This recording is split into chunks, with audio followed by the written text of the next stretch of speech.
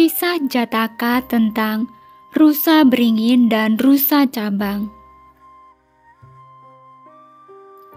Dahulu kala, Bodhisatta pernah terlahir sebagai seekor rusa yang berwarna keemasan. Matanya bulat bagaikan batu permata. Tanduknya berkilau bagaikan keperakan. Bibirnya merah bagaikan sekumpulan kain merah tua. Kuku di keempat kakinya terlihat seperti dipernis, dan tubuhnya sebesar anak kuda. Bersama 500 ekor rusa lainnya, ia tinggal di sebuah hutan. Ia dikenal sebagai rasa rusa beringin. Di dekat mereka terlihat seekor rusa lain bersama 500 ekor rusa pendampingnya. Rusa tersebut bernama rusa cabang, juga berwarna keemasan seperti Bodhisatta. Pada masa itu, Raja Benares sangat suka berburu dan selalu memakan daging setiap kali ia makan.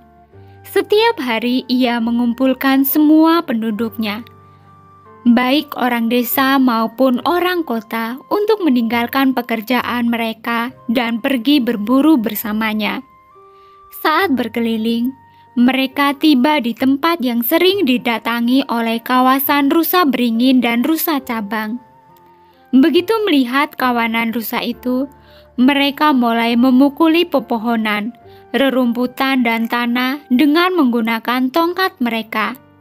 Hingga akhirnya kawanan rusa itu berhasil mereka giring keluar dari sarang mereka dan segera menutup pintu gerbang taman peristirahatan raja.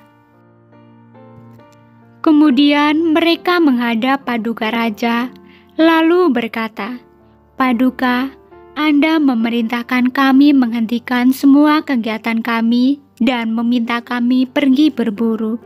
Sekarang kami telah menggiring sejumlah besar rusa untuk memenuhi taman peristirahatanmu. Mulai sekarang, jadikanlah mereka santapanmu." Raja segera mengunjungi taman peristirahatan. Saat mengamati kawanan rusa itu, ia melihat 2 ekor rusa yang berwarna keemasan dan menganugerahkan kekebalan terhadap hukuman mati kepada rusa beringin dan rusa cabang. Kadang-kadang raja mengunjungi tempat itu, menembaki salah seekor rusa, lalu membawa bangkai rusa itu pulang. Kadang-kadang, koki istana yang akan datang untuk membunuh salah seekor kawanan rusa itu. Begitu melihat busur, kawanan rusa itu berlari ketakutan untuk menyelamatkan nyawa mereka. Setelah mendapat 2 hingga 3 kali luka di badan, mereka menjadi lemas dan jatuh pingsan, kemudian dibunuh. Kawanan rusa ini menceritakan hal tersebut kepada Bodhisatta. Ia kemudian mengundang rusa cabang dan ia berkata, "Teman, sejumlah rusa telah dibunuh. Walaupun mereka tidak bisa lolos dari kematian, paling tidak mereka tidak perlu menerima luka yang tidak perlu mereka derita. Mereka akan menerima kematian secara bergiliran. 1 hari dari kawanku dan keesokan harinya giliran kawananmu. Rusa yang mendapat giliran harus pergi ke tempat pelaksanaan hukuman mati itu dan berbaring dengan posisi kepala berada di balok hukuman mati tersebut. Dengan cara ini, rusa-rusa yang lain tidak perlu menderita luka." Kemudian rusa cabang itu setuju. Suatu hari, giliran itu jatuh ke tangan seekor rusa betina dari kawanan rusa cabang yang sedang mengandung. Ia mencari rusa cabang dan berkata, "Tuanku, saya sedang mengandung. Setelah saya melahirkan, kami berdua akan menerima giliran kami. Biarkanlah saya melompati giliran kali ini." "Tidak, saya tidak bisa menggantikan giliranmu dengan rusa lain," jawabnya. Kamu harus menerima peruntunganmu sendiri. Pergilah. Tidak mendapat bantuan dari rusa cabang. Rusa betina itu mencari Bodhisatta dan menceritakan masalah yang ia hadapi. Bodhisatta menjawab, "Baik, pergilah. Saya berjanji engkau telah melewati giliran tersebut." Koki berteriak saat melihat rusa beringin membaringkan dirinya dengan kepala berada di atas balok. Mengapa rusa yang mendapatkan kekebalan itu bisa berada di sini? Apa maksud kejadian ini? Ia segera berlari menemui raja dan menceritakan hal tersebut. "Raja rusa temanku," ia berkata sambil memandang Bodhisatta, "bukankah saya telah menjanjikan kehidupan untukmu? Mengapa engkau bisa berbaring di sini?" Paduka, seekor rusa betina yang sedang hamil tua datang menghadapku, memohon agar gilirannya digantikan oleh rusa lain. Karena saya tidak bisa memindahkan kematian dari satu rusa ke rusa yang lain, maka saya menukarkan nyawa saya untuknya. Jangan berpikir ada alasan lain untuk tindakan ini, Paduka. Sang raja kemudian berkata, "Raja rusa emas, saya belum pernah melihat, bahkan di antara para manusia, seseorang dengan kebaikan hati, cinta kasih dan belas kasih seperti yang engkau miliki. Hal ini membuat saya merasa senang terhadap keberadaanmu. Bangkitlah, saya bebaskan nyawamu dan nyawa rusa betina itu."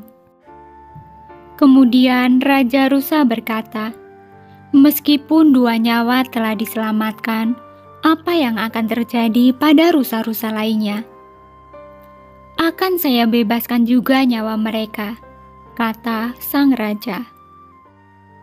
Kemudian sang rusa berkata, "Paduka, hanya rusa di taman peristirahatanmu yang bebas dari hukuman mati. Apa yang akan terjadi pada semua rusa lain yang ada?"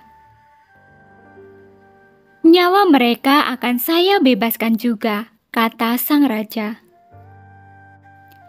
"Paduka, rusa-rusa akan aman. Namun apa yang akan terjadi pada makhluk berkaki 4 lainnya?" Sang raja pun menjawab, "Nyawa mereka juga akan saya bebaskan." "Paduka, makhluk-makhluk berkaki 4 akan merasa aman. Namun apa yang akan terjadi pada kawanan burung?" Kemudian sang raja pun menjawab, "Nyawa mereka juga akan saya bebaskan." "Paduka, burung-burung akan aman. Bagaimana dengan ikan-ikan yang hidup di air?" Kemudian raja pun menjawab, "Saya akan membebaskan nyawa mereka juga." Kemudian rusa beringin mengumpulkan semua kawanan rusanya dan ia berkata, "Mulai saat ini, kalian tidak boleh makan hasil panen para manusia."